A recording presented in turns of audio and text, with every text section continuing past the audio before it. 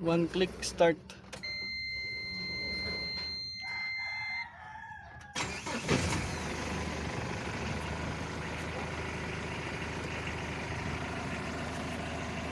$59K odometer.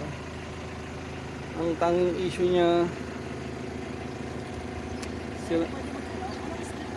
Marcos sira yung switch ng power switch dito sa driver side, pero sa passenger side gumagana.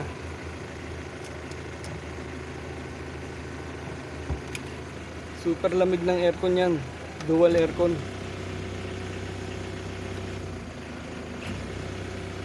Bagong service, bagong cleaning, kaya ubod ng lamig.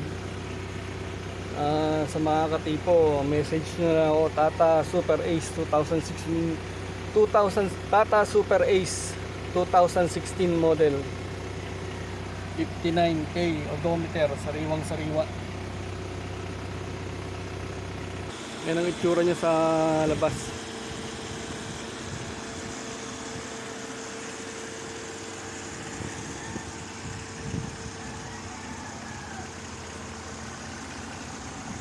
Ang gulong niya sa harapan bagong bago pa, pero sa likod medyo manipis na, mga 70 tread light na lang.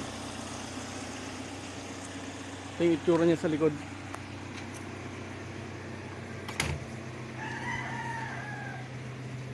Naka dual aircon yan, tapos sa mga upuan niya naka plastic pa, walang punit. May ilaw nga din pala yan, oh.